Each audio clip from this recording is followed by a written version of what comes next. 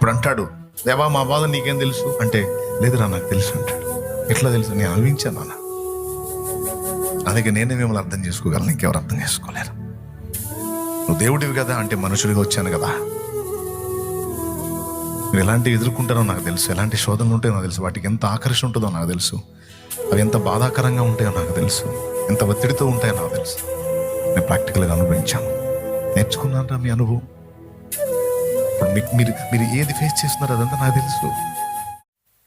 కానీ ఒక ఏజ్కి వచ్చేటప్పటికి అటు చదువు వల్ల, ఇటు సమాజంలో అనుభవాల వల్ల కొంచెం కాస్త అవగాహన పొంది చివరికి ఏ స్థాయికి వస్తామంటే, అది కరెక్ట్ కాదు నాన్న, అలా చేయకూడదు, ఇట్లా చేస్తే బాగుంటుంది అని నాన్నకే సలహాలు ఇచ్చే స్థాయికి వెళ్తాం. ఎంతమంది ఒప్పుకుంటారు? చెప్పరేమయ్యా, మీ నాన్నకు ఆలోచన చెప్పలేదా నువ్వు? నువ్వు లైన్లోకి వచ్చేసరికి ఆయన పోతే చేయగలిగింది ఏం లేదు. నువ్వు లైన్లోకి వచ్చేసరికి ఆయన పోతే చేయగలిగింది ఏం లేదు మా.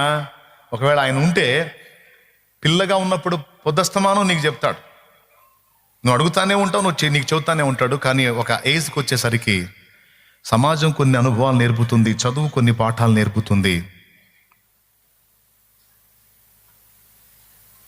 వెరసి నాన్న ఎలాగైతే కొన్ని అనుభవాలు పొంది ఘనుడయ్యాడో, అలాగున నువ్వు కూడా అనుభవాలు పుట్టగా మారిపోతావు.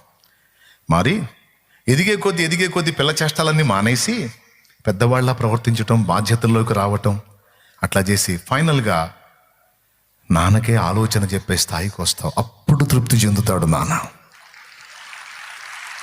ఓ మంచి సలహా మీ నాన్నకి చెప్పి అది సక్సెస్ అయిందనుకో, 100 మందికి చెప్తాడు ఆయన. మరే సుబ్బరా ఇట్రా కూర్చో, మావాడయ్యా మావాడు అందుక ఆ మావాడి సంగతి మొదలు పెడతాడు. వాడు మనం నిన్నమొన్నటిదాకా అంత పిల్ల చేష్టాన్ని చేశాడు కదా, మొన్నవాడు మాట్లాడుతుంటే అసలు నాకు ఎంత ఆశ్చర్యం వేసిందంటే, మావాడు పెద్దోడయ్యాడా 30 ఏళ్ళు వచ్చినాడు, పెద్దోడు కాడంటాయా? 30 ఏళ్ళయా? వాడు నిన్నమొన్నటిదాకా పిల్లోళ్ళనే ఉంటే, వాడి సలహా ఫలిస్తే, వాడు మంచి ఆలోచనకర్తగా మారితే వాడిని బట్టి ఎంత ఆనందపడతాడంటే, దొరికినోడు కలిగి వెంకట్రా ఎట్రా కూర్చో మావాడు అని మొదలు పెడతాడు. ఈయన సంగతి చెప్పడు ఇక మావాడిలా.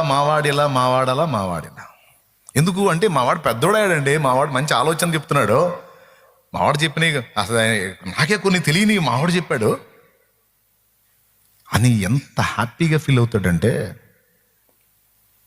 అంత సంతోషం. అవునా?